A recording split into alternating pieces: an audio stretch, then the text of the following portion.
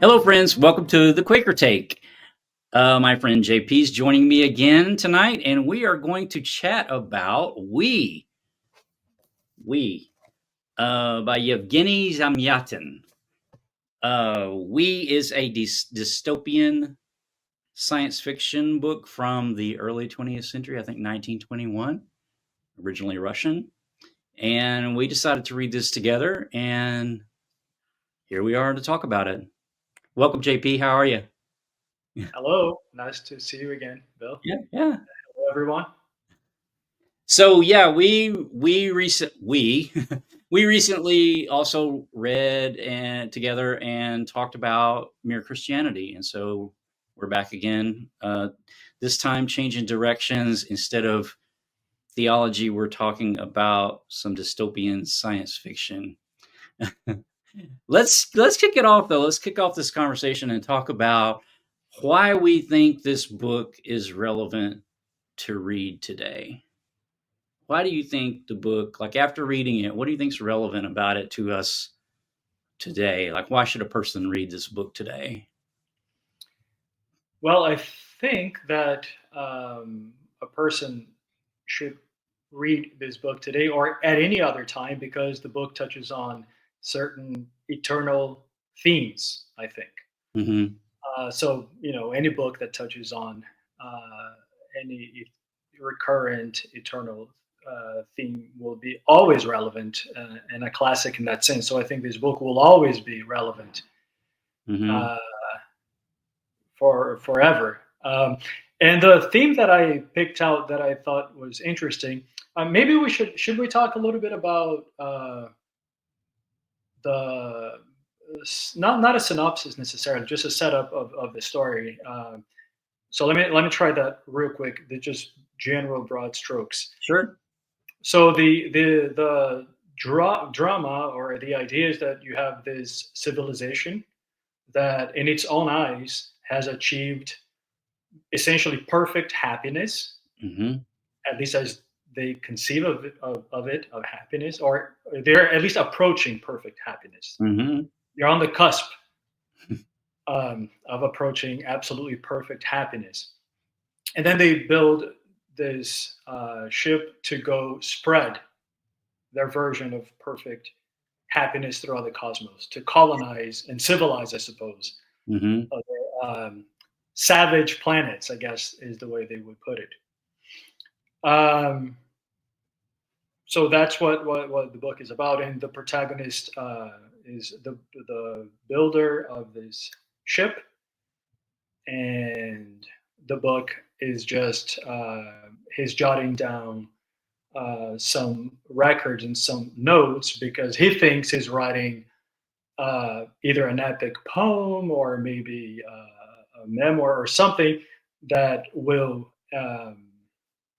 extol the virtues of the one state, as they Yeah. call it, their civilization, right? So that basically he's writing a propaganda piece text to spread across the cosmos, and we get it. And the book that we get is the propaganda, supposedly uh, uh, text that we get. But of course, things go sideways, and maybe we can say that for later. But to me, why do I bring all that up? To me, the eternal theme that I saw is that, Nietzsche at one point uh, in The Birth of Tragedy, I think, talks about these two forces of cultural forces or forces of even human psychology, or two system of values or aesthetics, I suppose. The Apollonian side and the Dionysian side, and Mhm. Apollo is the god of truth and light, and Dionysus is the god of wine and drunkenness and revelry and all of that and intoxication. So you have these two sides to the human psychology, I suppose, or even to culture. You have a side that values orderliness and precision and rationality, at least narrowly construed in terms of computational things that can be calculated and conceptualized. And you have this other side that is a little more wild and chaotic and perhaps creative, that has that thrives in, say, ambiguity, something that the Apollonian side would hate. This side again likes precision, and maybe we can think left side, left hemisphere, right hemisphere type of Mhm. deal. Mhm.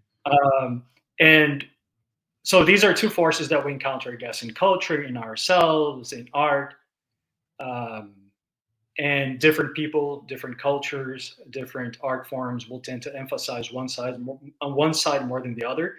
But what happens when one side monopolizes the entire terrain?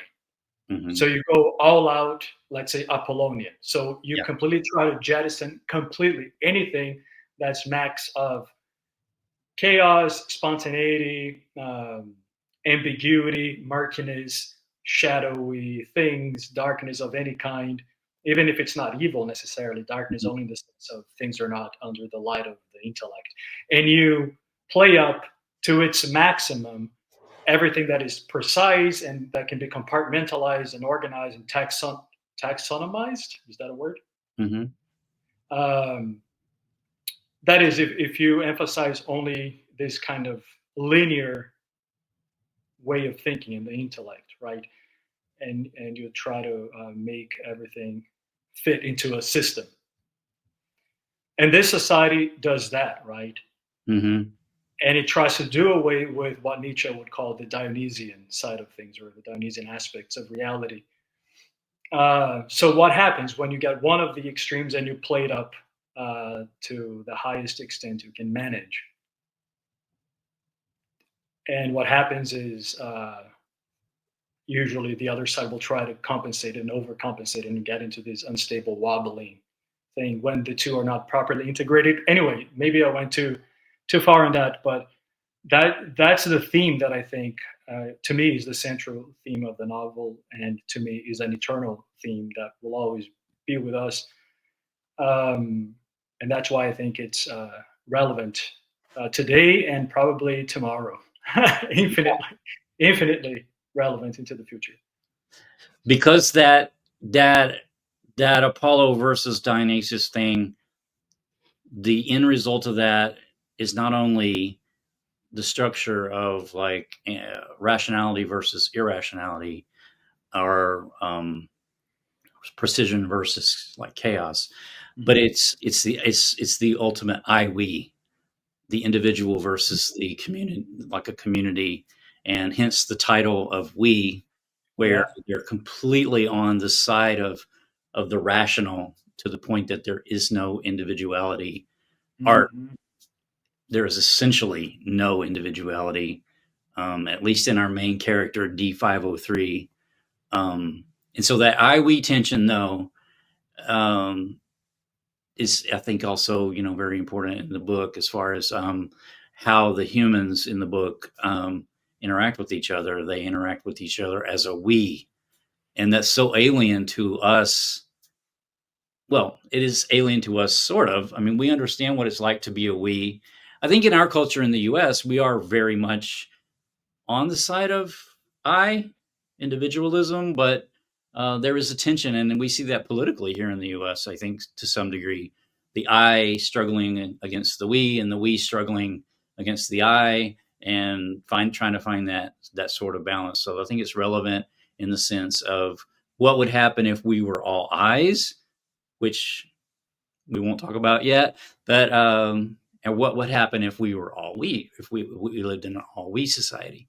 So, but interesting that you mentioned that about how when you were describing what the book is just sort of generally about, and how the plan is for this integral, it's called, this spaceship, to go to nearby planets that have inhabitants apparently, and spread this gospel of we-ness to the perfect one state to these unenlightened people. I forget now, and I didn't write it down in my notes about, is I think it's called the savagery of freedom.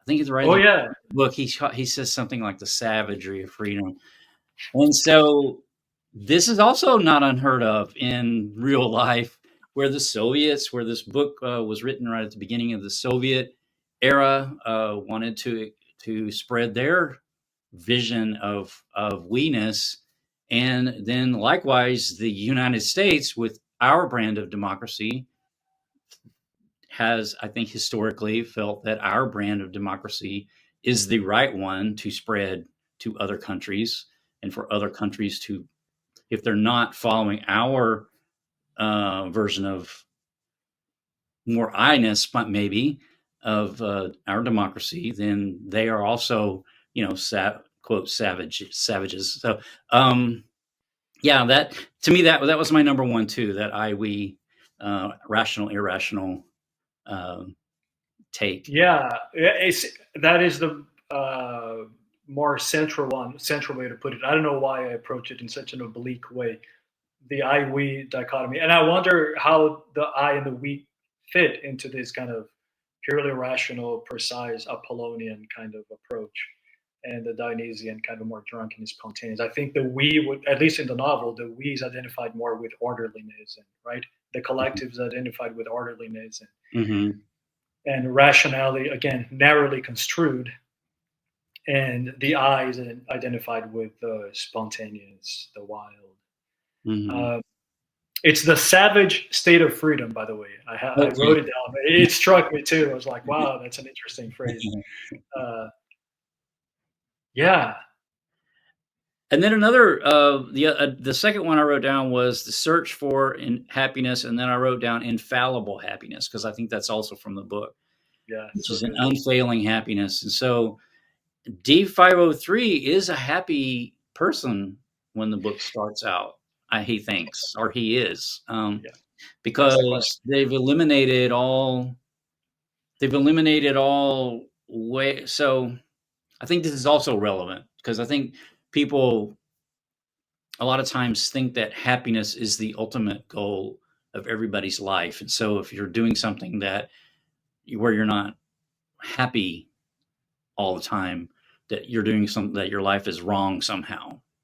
Um, and these people live a happy life because they don't have any kind of conflict, because they live in the perfect Apollo rational driven state where everything functions exactly like it should, and exactly like it's supposed to.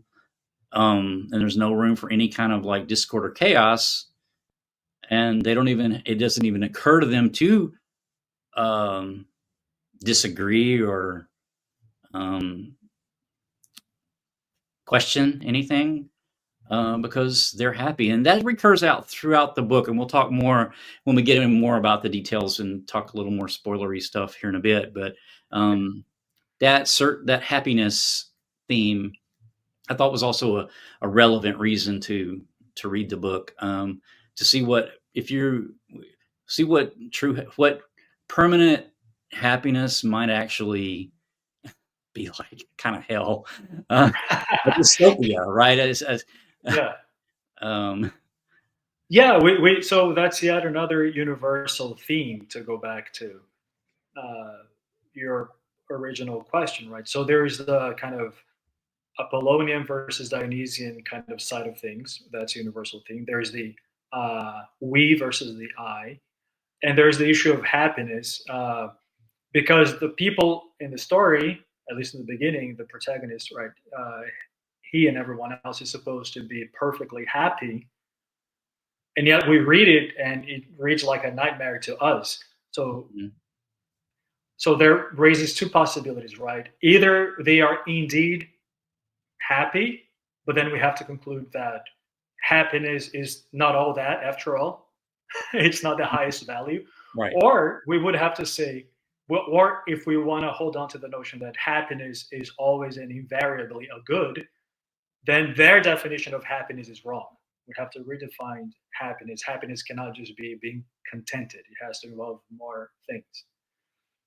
That's another universal theme that is also Mhm. central, very interesting. Anyway, Well, another along the lines of happiness, and we were having a side conversation about a completely different topic a little earlier today, and this subject kind of came up in a way. And that is, so another relevance, I think, would be like AI today, where we're developing technology that can take away certain struggles from humans. And there's an example in the book that D503, who's our main protagonist in the book, is telling another one of the characters, I believe it's I330. By the way, obviously, if you haven't read the book, viewers, the characters do not have names. They have like numerical and these sort of designations. So anyway, D503 is telling I330, I think. He's telling another character, why would you can, he says, like, there's a quote, you can crank out 3 sonatas in an hour without the, um, what does he call it? The seizure of inspiration. What used to be called inspiration or something like that. So he's like saying to this other character, like, why would you want to suffer through inspiration when you can create 3 sonatas like in an hour just by cranking this crank, um, without any effort, and you have a sonata. And that is, losing. We, the reader, say, but the creator, he might suffer in creating the sonata, but that's part of why it's fulfilling for the creator to actually create the sonata. It's that suffering in the creation of this thing. If the creator could just like automatically write a sonata, that would have no like human uh, effort to it, and therefore it wouldn't be fulfilling in a human sense. We know as the reader, but in this culture, he doesn't understand that because he just sees like, well, you can have a sonata without any pain because they don't want pain; they only want happiness. And so I thought that was cool. Yeah, it is cool. What you described as, the loss is that, you can create a sonata. You can have a sonata by cranking or, spinning this machine, which would be for us, I guess, analogous to AI, right? AI can do stuff. We don't have to do it anymore, I suppose. Yikes. But we feel that that's a loss because we find value in the creative process itself, even if it involves suffering. And you said something. You said the loss is that you lose the human element. But it's funny that in their culture, they would say, yes, precisely. The sickness is what you lose. They only understand things in utilitarian kind of consequential terms, right? If you can have the same result without the suffering, you have to be insane to want that result with the suffering. Yeah. Perhaps even a worse result with the suffering, right? So yeah, but you lose your soul. Yes, exactly. The soul is a disease. And they frequently do refer to any kind of individualism or any sort of movement towards that as an illness, and it plays very important part in the book later on.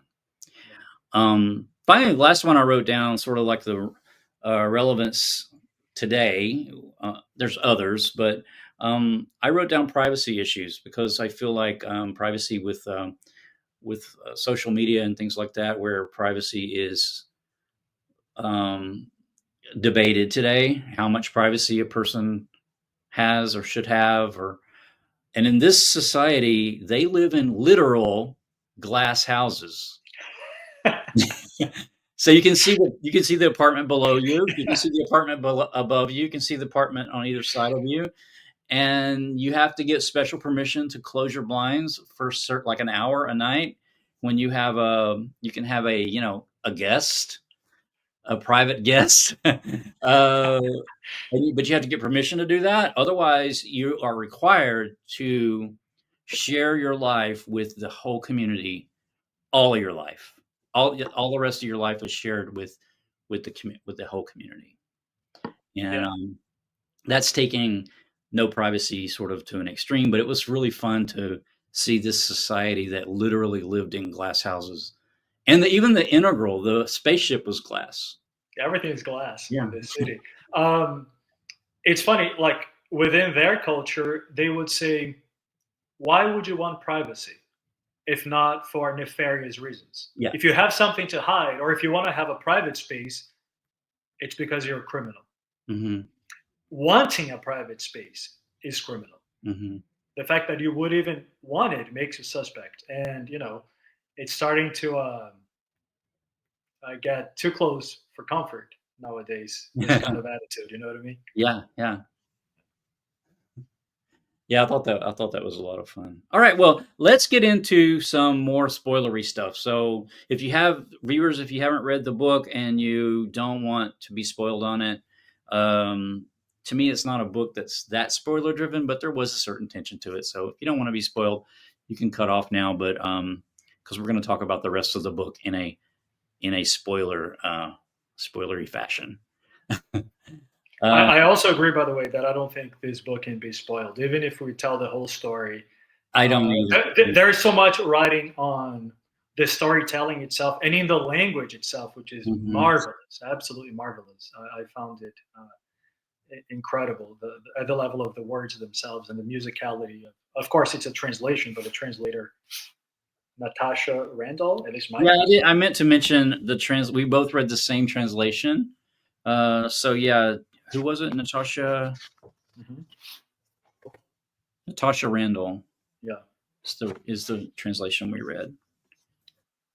she did an amazing job. And if her translation mirrors the musicality and the rhythm of the original. Usually, you lose things in translation and can only imagine how the original must read. It Yeah, must be an absolute work of art. It is already in translation. I found this style. So again, even if we spoil the story a little bit, you're going to experience so much pleasure and so much meaningfulness in the reading of the story itself that I don't think it will matter in the end. I don't either really, but Yeah. But fair warning, fair warning.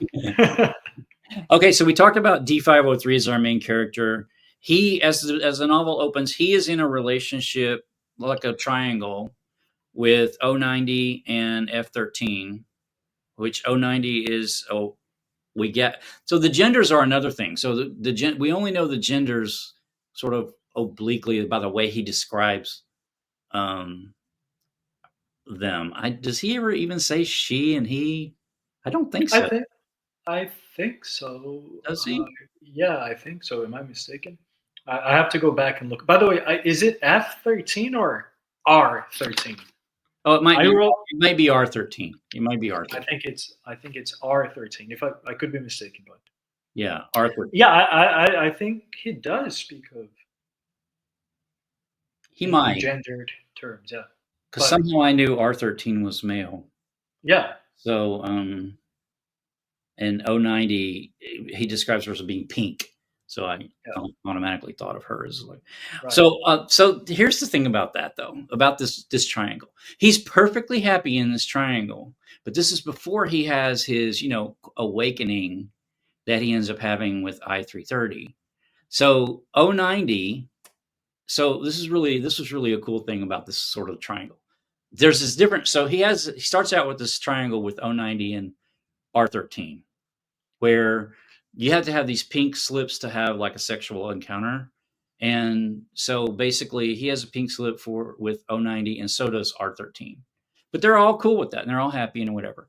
And then as the book progresses, he meets I330 and then she asked the one state for a pink slip for him, which I think she asks it for him first.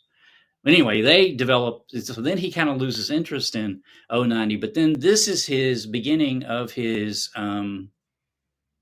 awakening into more of an individuality. And so I thought this was really cool because he awakens into an individuality through love, really, although he doesn't know that's what it is. Mhm. With I330, O90 loves him. She's awakened, kind of as a side character, and we don't get to see all her. We don't get to know her story. We only know that she awakens somehow to him because of her love of him, because she wants to have a child with him, and she wants to keep it.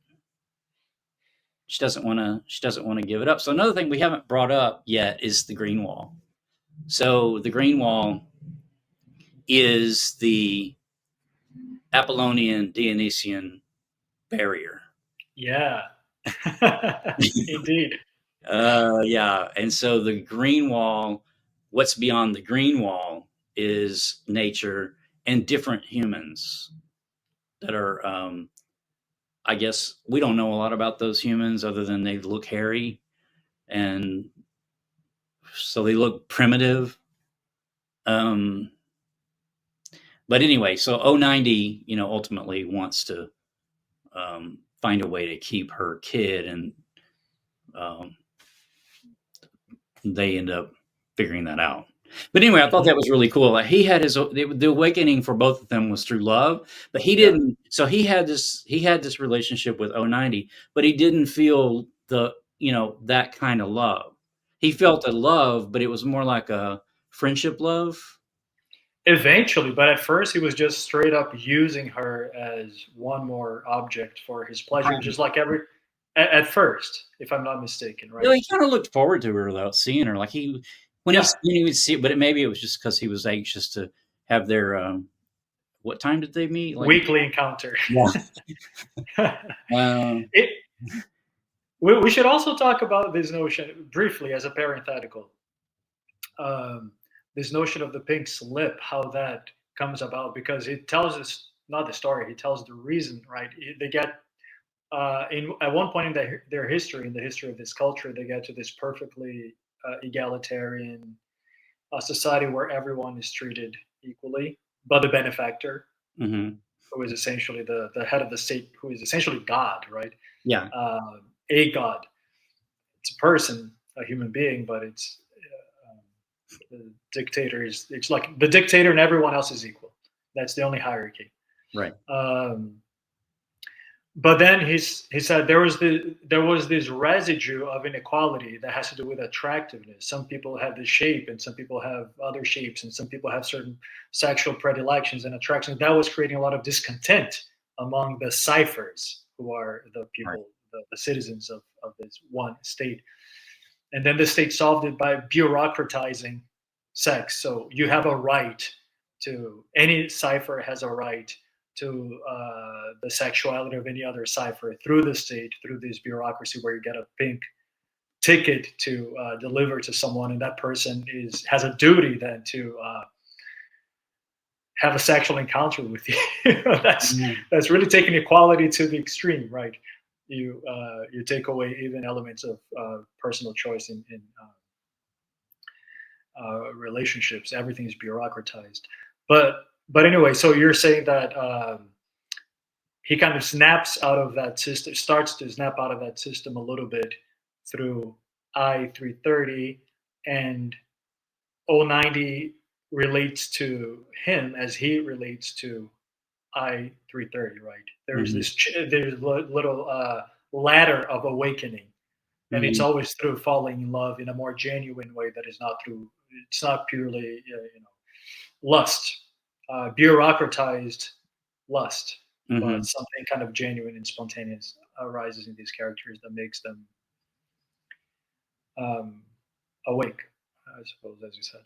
Uh, I don't know if that added anything, but there it is. No, yeah, and so it did, because that sort of radical equality, that's a that's so that I was thinking of radical community. In the Quaker framework, we have this, these testimonies, and one of them is equality, and one of them is community.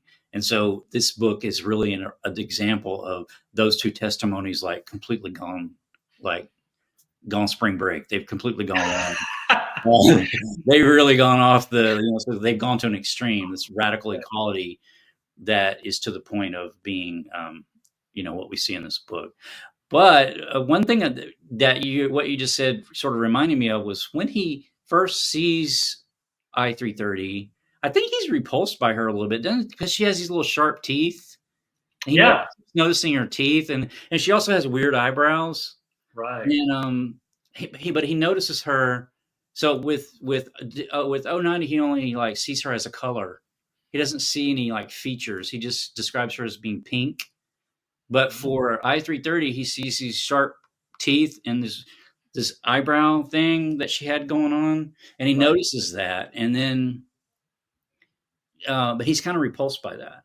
But Yeah. he can't stop thinking about it. But he sees her as an individual, or kind of. Yeah. He's beginning to see A- her. As an enigma of some kind, right? Yeah. Because her very features form an X for him. He describes like her facial Oh, and I wrote down X because the X is also a recurring thing, especially early in the book, because he's a mathematician and he frames things in math a lot of times. And he says the X, so the X is like the thing that's not known. And so therefore it's like a bad thing. And he says he does not have an X. And there's one, I wrote it down. There is no X in D503, but he worries there may be some in his future unknown readers. So he refers to these future unknown readers that are these people that he's going to encounter, or that the integral is going to encounter on the planet. He feels like what he's writing is going to be useful to them. And he kind of worries that he knows he doesn't have an X, but he worries that they might have some X still that he has to worry about. And then her eyebrows do form an X. I'd forgotten that. That's cool.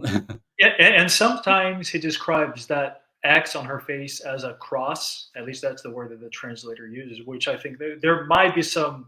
Sometimes there are explicit Christian allusions. Yeah. When, well, anyway, there's a little bit off topic maybe, but when O90 gets pregnant, she protects her belly with a cross. He says he used the word cross, like cross, but he used the word cross. Anyway, he also fantasizes. Oh, I'm sorry. No, go ahead. He, just on the Christian thing, he also fantasizes when he thinks he's going to be. I think he's thinking about he's going to be killed by the one state for his, because he becomes a renegade, because he becomes an individual. Mm-hmm. And he has this fantasy of, like, I think I-330, like at the foot of that machine that, so it was sort of like a Mary Magdalene at the foot of the cross, Mary Magdalene at the foot of the cross, like right. Imagery there. Mm-hmm. Let's see. Anyway, I didn't mean to interrupt you. Oh, no, it's fine. Yeah, the X, right? So she represents, he's repulsed and intrigued because she is wild in a kind of way. First of all, she seems to be a historian of some kind, or at least an archivist or something, because she seems to be a specialist in the old ways, in the ancient ways, that the entire society looks at with derision. And she gives presentation. At one point, she plays the piano, it seems, on stage to give an example of how laughable savage cultures used to be, that they had to produce music in this primitive way. And a lot of people in the audience are laughing when she's playing because it seems to them totally nuts to produce music through all those contortions and seizures of inspiration and all of that, and emotion. It's so primitive, right? Some of them are still and paying attention. So those are the ones who are attuned that there is something there in the old ways, right? In having a soul and having a spirit. Anyway, so I think she's some sort of archivist that frequents this museum, essentially called the Ancient House. Is that what it's called? Mm-hmm. Yeah. That has a lot of, I guess, artifacts from our civilization, I suppose, that to them seem entirely primitive. But but anyway, so she has this wild element about her way of being, her very features, right? She represents the unknown, which to him will be something repulsive given his culture. The mysterious is, right, again, from this Apollonian or Apollinian, I never know how to put it. But the kind of hyper-rational sensibility, everything that is unknown is a threat of some kind, and there ought to be no place for that. Everything has to be illuminated by the blinding light of the intellect with no dark corners left, right? That's the ideal of this state. And yet he's intrigued because we know what that means, right? For us, we know that the unknown is some kind of call, a mystery. For us who still have a soul, is some kind of call. So he hears this call and he's repulsed and intrigued, and he hates her, but then he loves her at the same time, and eventually becomes a maddening kind of love, right? Infatuation of the worst kind that drives him crazy, literally. Yeah, because then we, eventually we learn, he learns that there may be reason to question her motivations, and whether or not she actually, quote, loves him the way he loves her. She may be to him what he is to D90. Is it D90? Oh, 90. 090. Oh, Yep. 90. Because she is a revolutionary and she wants to get her hands on the integral, the spaceship, and she needs him to do that. And I think it's S, the Guardian S, that Hmm. tells him that, right? Like that plants that seed in his mind. Yeah, towards the end. Yeah. We can kind of see it. It's very clear that she has a kind of domineering Mhm. relation to Like, him, "Oh, right? I knew you were gonna do that." She Yeah, says, yeah, like, "I knew you'd meet me at this time, yeah, even though it's against the time," or, "You would call in sick when you're not really sick, yeah, from work," and he does. Everything she says, he does. yeah. He relates to her as someone who is hopelessly infatuated and in Mhm. love, but for her, it's a power thing, it seems, primarily. And he's a tool for getting to the spaceship, the integral, which the revolutionaries want to commandeer. Is that the word? They wanna commandeer. I mean, I don't wanna think of her. I mean, I'm so romantic. To be only that. I don't want her to just, well, using I don't want her to just be using him. Maybe she liked him a little bit, like, Yeah, um she's doing that It partly. doesn't say. Partly. The book doesn't say. The book implies that Yeah, she's using him. yeah. Partly. Partly. Yeah. So maybe she's also in love to a certain degree with him. It seems to be. There are scenes where it's clear that it's not Yeah. entirely unrequited love coming from him. Yeah, yeah, true. There is some reciprocity. Yeah. Um, Um, the awakening he had in the mirror, I wrote that down too. Um, I thought this was a cool part of the book where, he sees her, he sees earlier in the book, he sees um, I-330, and he sees, her X eyebrows and her sharp little teeth, and he says, "Oh, he sees her as like she's not just a pink ticket; she's like this unique thing." And then, but he doesn't see himself that way until later in the book. Well, it's not that much later. I wrote it down. It's on page 53, so it's still relatively early in the book, but it's 53 in the book in my edition that I read. mhm. He's looking in the mirror like just randomly one morning, and he notices his eyebrows. His are like a line, and hers was like an X. I think if I remember right, his was like a line. Anyway, his eyebrows had a certain pattern, and he noticed himself as an individual. And so I thought that was really cool because that let me know that in the book, in this world, these people really don't have a notion of, like, we all just inherently have this notion of individuality. They did not have the consciousness to say, I am a individual person separate from those around me, apparently. And even to the point that he didn't see his face as unique. Or at least that's what I Yeah, took away from that passage. Until absolutely that right. moment. Until that moment. Yeah, he goes to the doctor at one point to see what is wrong with him because this guy, the protagonist, D503, is his psychology starts to unravel, right? His psyche Mhm. starts to come apart. And this kind of division that we've been talking about between the Apollonian and the Dionysian, and how they ought to be integrated for them to have the proper relationship to each other and for things to work, and how if they are split, say with a green wall in the case of the green wall that we see, in a society where you have this perfectly organized city inside and wildness outside, is running through him in a way because he has the two system of values. He never integrates his psychology Mhm. properly once it falls in love.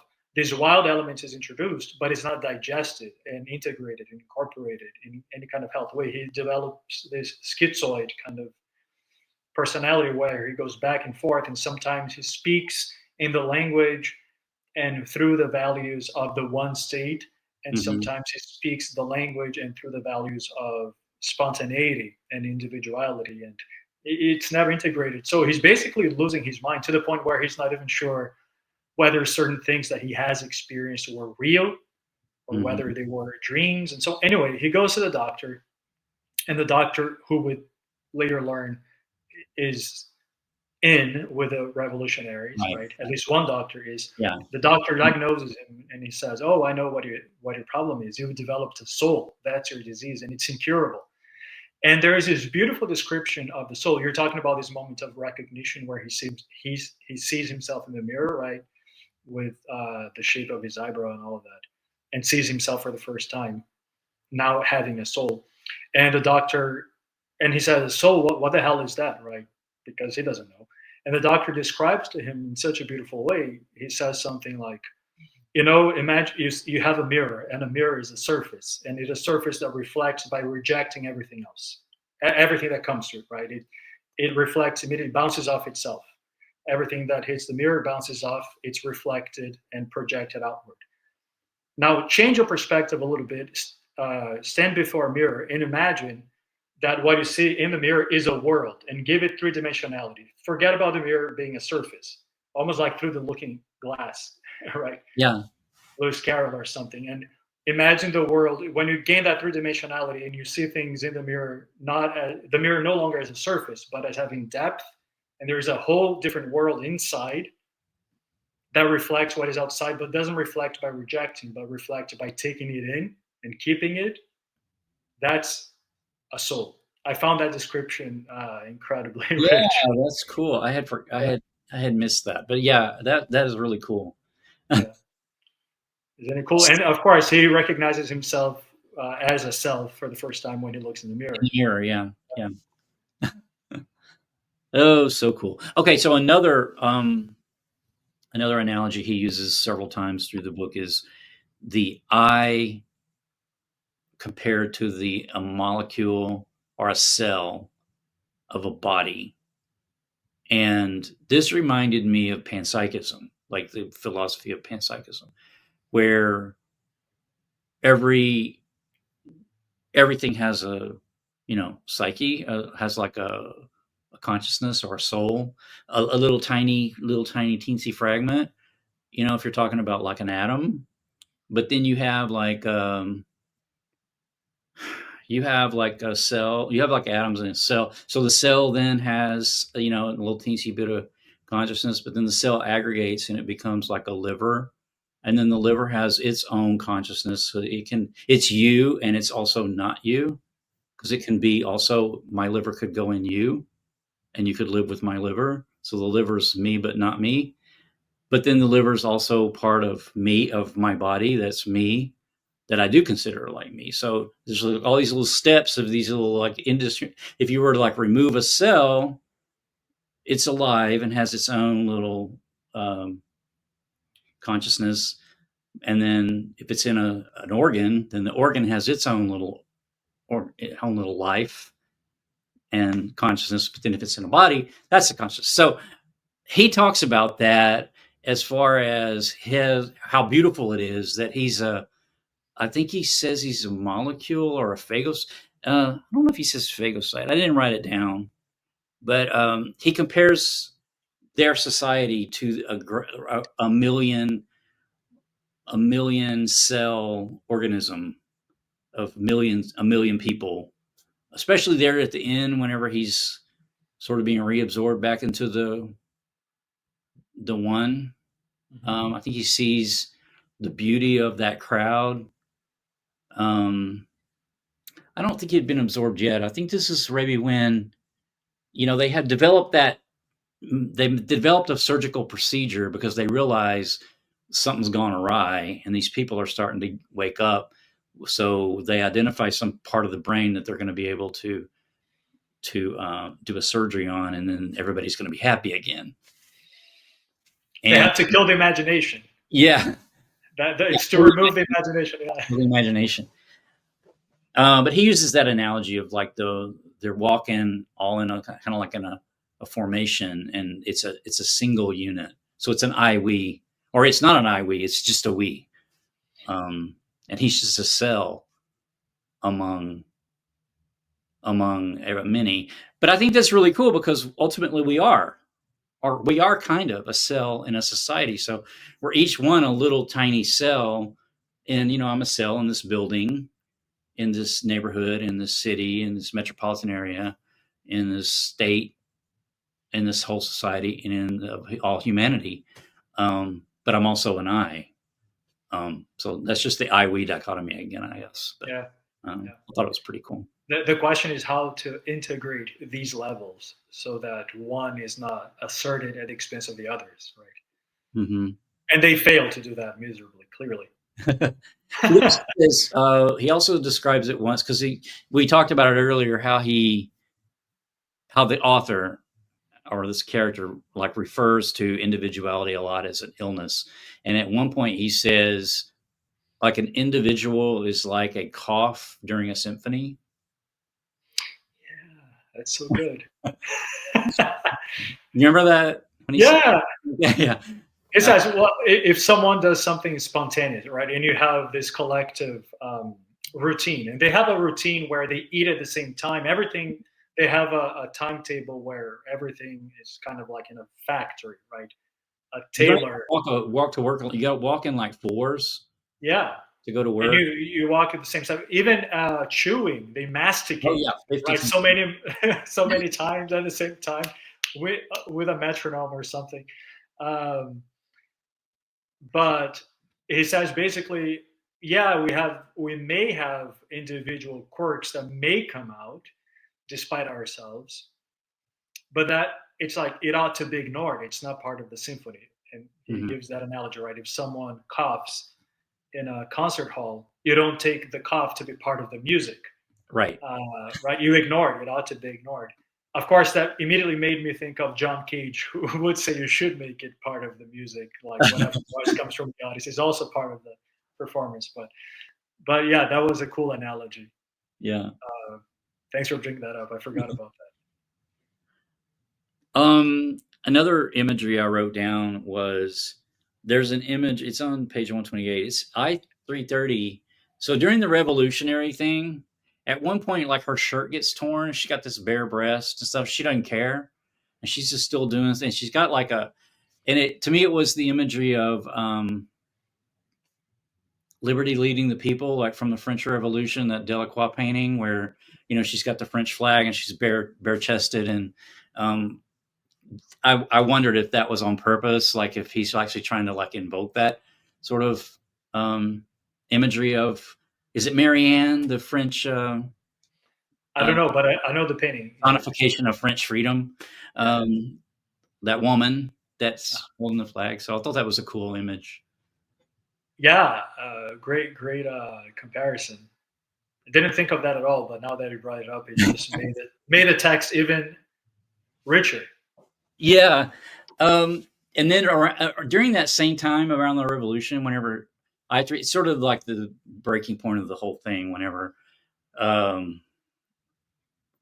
they've kind of succeeded. I mean, they destroy the wall at one point. They don't succeed in taking the Integral, the spaceship, but D503 still hasn't had the surgery, I don't think. No, it's only towards the very end. I think it's the penultimate chapter, or if not the last one. Yeah, it's at the very end, because that's when, but he says to her, why are you doing this?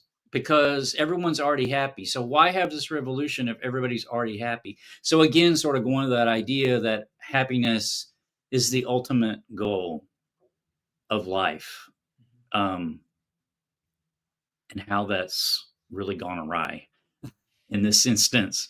Because I don't remember how she responds. I don't think she does respond to him. But he's just like, why? If everybody's happy, what are you fighting against? Because what else? What are you hoping to achieve by destroying the one state, which is a perfection of happiness? We're not going to be happy without the one state. He's saying, I think. Yeah. I too also remember his question and don't remember her answer. So neither of us remembers what she says, which probably means that she didn't give a straight answer. Didn't give a good answer. Or she didn't give a answer at all, maybe, because maybe she didn't know. She speaks in analogies sometimes, like we have to basically she justifies everything she's doing as we're just creating chaos to create movement of some kind. Yeah. And she wants to reintegrate with life outside the green wall. Mhm. She and the others who are on her side Mhm. want there to not be that barrier Yeah. anymore. Um, and they do let in like animals and birds and stuff at the end. Eventually, yeah, when they blow up the wall. Although I don't know how long that lasted. Probably not long, Yeah. the way it turned out. But they gave it a shot. Yeah, they create. There's havoc, right, and the wall breaks down, and the wildlife starts to get into the city. But after D503 has his operation, which is mandated, it's not like he had a choice anyway. Whatever he tells himself. Mm-hmm. By the way, throughout the story, there was a lot of him retroactively justifying everything he does, and Mm-hmm. sometimes he will justify the things it does retroactively using the values of the one state, sometimes using I-330's values. And again, he's never of one mind. He oscillates quite a bit. But I remember towards the end, after he has had his operation, he talks about how they are already erecting a provisional wall within the wall. The wall broke, but Mm-hmm. they are already building like temporary fences to start the process again. Which, by the way, just made me think of something. Towards the end, this is before he has his operation. To go back to this notion of the X and the unknown, another theme that comes up, another thing that can be identified with the X or the unknown is the infinite, something Yeah, that yeah, he hates, right? yeah, Because he thinks infinity has to be integrated. Thank goodness we have mathematics to integrate infinity. Throw a bunch of numbers yeah. at the infinite and tame it conceptually in some way, Mm-hmm. right? Mm-hmm. Um, and I-330 says, there's no end to infinity and you can never tame it. Whatever answer you find, whatever system you crystallize, whatever structure you get to, it is always provisional because there's always the question, what's next or why?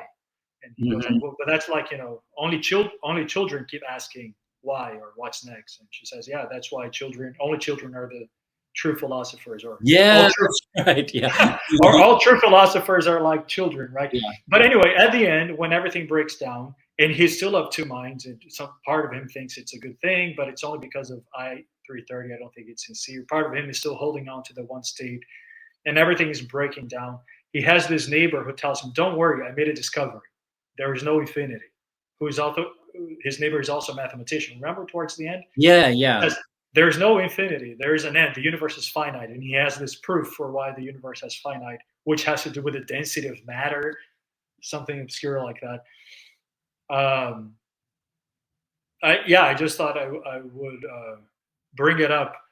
But then, so if there is no infinite, then in principle, I guess all things could be tamed, and you can have a totalizing system, be it a political system, an ethical system, a theological system, a linguistic system, you name it, right? Anything that kind of Mm-hmm. encompasses everything. There is no leak into something that is ineffable or mysterious because reality is finite. This guy says he made this discovery. So he's basically saying, forget about this chaos. Everything's going to turn out okay because this is illusory.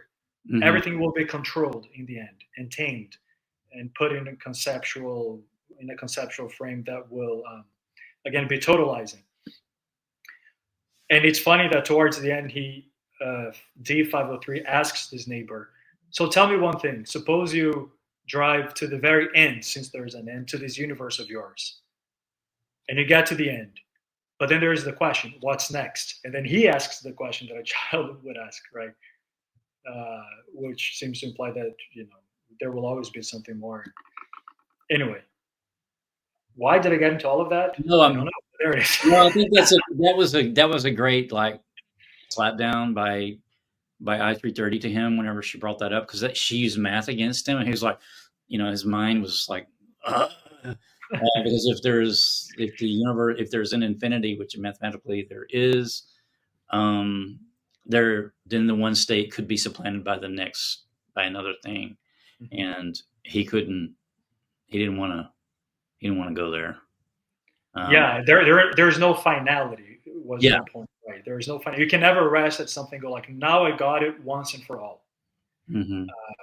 and that makes him and everyone who belongs to the one state uncomfortable, because of course the one state sees itself as a Yeah. final step to some kind of progress. So at the end of the day, um, well, just to wrap this up, it doesn't work out for them, the revolutionaries, in a bad way. Yeah. But he's had his operation at this point, so he's pretty cool with that, I guess. But didn't he? Did I misread it, or did he not have some sort of like twinge of when she's going to be killed, or did he just blankly? I don't remember now. At the end, I think it's the latter. He sees her being tortured essentially for information, and then she's probably going to be executed. mm-hmm. But he's fine. He seems to be perfectly fine. Yeah, she's in that bell jar. She Yeah, doesn't talk, but somebody else does, and that's right. right. Yeah. She notices her wild features, or the teeth come up again, and the Mhm. eyebrow and everything. And she notices that, or he notices that she's beautiful and everything. But the language is very analytical and divorced and very Mhm. cold, Yeah. uh, Yeah. as if he's a mineralogist studying rocks or something. It's totally divorced. He sees all of that intellectually, but there's Mhm. no longer any kind of emotional No. attachment. No. And he's indifferent. He's perfectly happy, I think it seems, at the end, to see her die for the one state. So this book was a speculative dystopia. So let's get speculative. Let's speculate. What do we think happened to the one state after? So they invented this like way to like excise imagination, and not only did they invent it, but they made it mandatory, even though they had to hold the children down to do it. So that was another thing, like the children. So you kind of knew, like, oh, the children still have some kind of like human instinct in them. It hadn't all been like they knew, like, ugh, we don't want that. But you know, the lady that kind of like had a crush on him that turned him in. Um, Mhm. wasn't it her that said we had to hold the kids down? But was that? Yeah. I think she's a teacher of some Yeah, kind. yeah, She's the monitor of his building. monitor. Yeah, You is the character, I think. yeah. You. The letter U. Yeah. Yeah. Um, so speculative. So,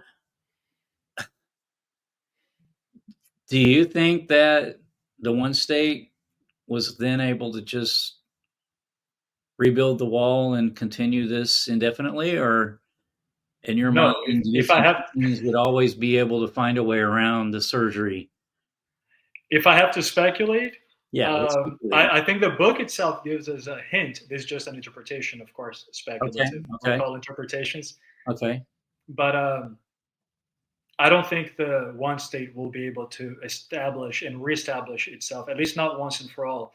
And not because of any contingent accidental reason, but it's something I wanted to bring up actually. I forgot. The one state itself has in itself the seeds of chaos, it seems. Hmm. Look how strange, right? They formed this perfect society, a perfectly happy, perfectly controlled, at the very least, society where everyone is perfectly content. And yet the one state itself, it's a project of the one state to go out and explore the unknown, to go beyond the boundaries and explore, to colonize. So in the with the excuse of going out to colonize and spread their perfect notion of happiness, what are they doing? They're breaking down, they're going beyond the barriers, they explore.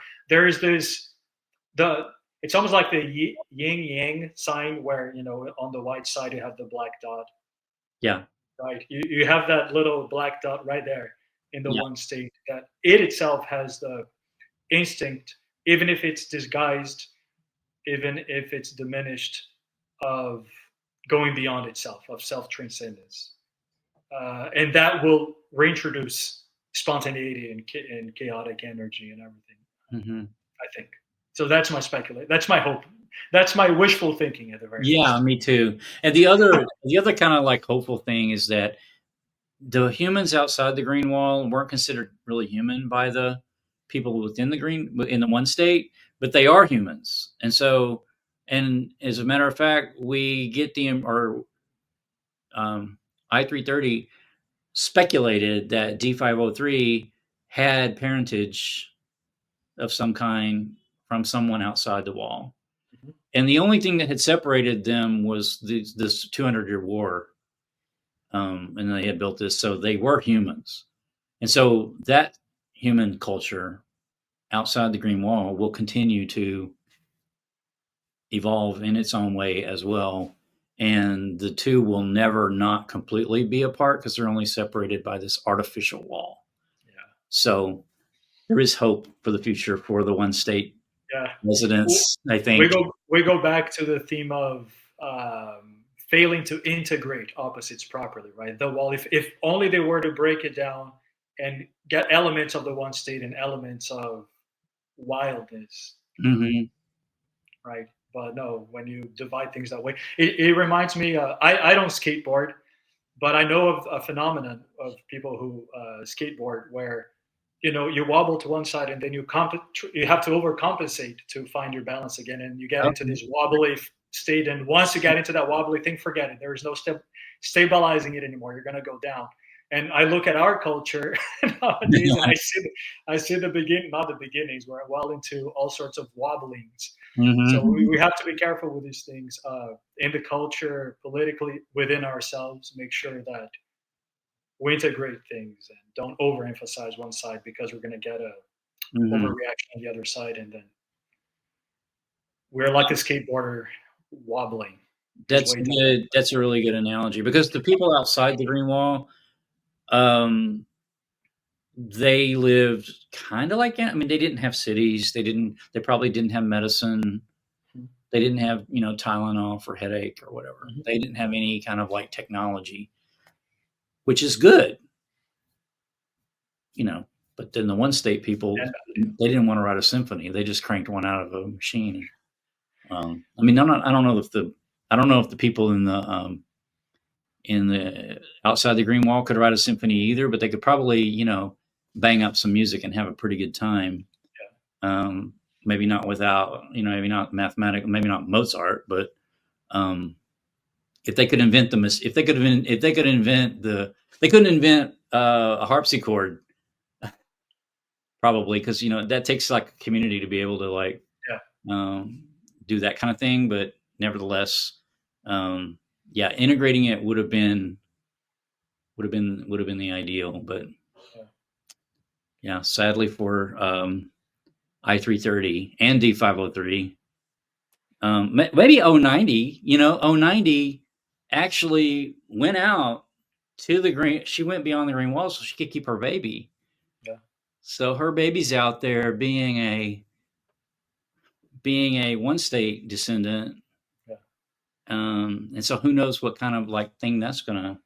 Yeah. If you think about Star Trek and the Prime Directive, where one little piece of something interfering in an alien culture just causes this unknown butterfly effect, and who knows what 090's baby's going to do with the outside the Green Wall people. Yeah. What a great book, huh? It really was. It was tons of thematically. Yeah, so good. Highly recommended. I loved it. A true work of art, and it was entertaining. It was artistic at the level of the language. The ideas were. I know a lot of it, as the introduction itself says, a lot of it may sound cliche to us. A glassy city with a wall around it, but it's 1920. It's the 1920s. I was telling. To me, it didn't read as dated at all. No. I never got any sense of it being dated.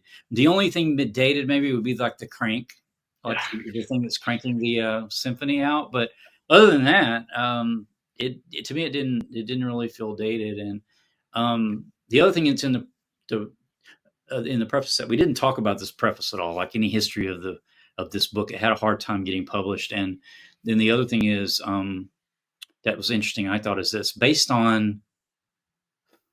it's based on an actual person's, and is it Taylor? Yeah. It was an industrial revolution kind of thing, a real thing. Yeah. It's like our Ford for Americans. Yes. Henry Ford, right? Henry Ford, Taylor, in the story, Taylor is considered to be a kind of sage, right? He's yeah. a philosophical established statement. kind of like rules, rational ways of like being efficient. And that was something we didn't talk about in this book either. That's really relevant. Is like the efficiency, like the price of efficiency sometimes, because this culture is really efficient, Mhm. like super efficient, but we really wouldn't want to live there. Then the other kind of thing that's in the prefaces before we finish up is the influence it had on the other two big dystopias of the 20th century, which is Brave New World and 1984. I can definitely see it in Brave New World, where the character in Brave New World does go also to a nature preserve where people are live outside the technological world, civil, society. So I believe that I don't know. Did they say that Huxley admitted that he was influenced by? But I don't know. I don't know if he had ever acknowledged it, but it's kind of obvious. He must have been. Mhm. And in 1984, obviously, with the one state Mhm. as well. I mean, they did their own things. Their dystopias are Sure. different, but you can definitely feel all three of these books being related. Yeah. And again, I keep going back to the level of language. To me, this one at the level of language, at the very least, even though it's a translation, it's a work of art. I mean, it feels like a painting sometimes, and the language itself reflects the kind of it gets hyper rational sometimes, and sometimes it Yeah. gets super poetic and imagistic, and oh, it's so good. The pace, the musicality of the language. It's supposed to be cold and metallic and stabby, Hmm. punchy at points, but then all of a sudden it develops, despite itself, this kind of beautiful musicality. So I think the language itself is, uh, incarnating the themes, some of the themes that we've discussed. Work of art, total work of art. I loved it. I agree. I did too. It was a lot of fun. We've got another book to talk about because you've written two books of essays, and I've read both of them, and we're going to chat about one of them. I think right coming up pretty soon. Sure. Your latest book your latest book of essays. There's a lot of good stuff in there. Cool. Yeah, Yeah, I look forward to it. The game of all games is the game of all games. Yeah. shameless plug, as they say. That's going to be fun to talk about. So we'll set up a time and talk about that book soon. And it's always fun to talk books and stuff with you. It's a pleasure. Yep. Same here. A lot of fun, and I always learn something. And Me too. I always see something different than I didn't expect. So yeah, um, that's why one should always read and think within a community. It's so much better. it really It's so is. much. It always is. It's the only way to go. It really is. Yeah. So let's keep it up. Yeah. All right. Well, we'll close now. We'll meet again before long, and we'll talk the game of all games. The game of all Bye, games, Bill. or the game of games. The game of all games. The game of all games. Yeah, Yeah. the game of all games. Okay. Until next time. Bye, Bill. Bye, everyone.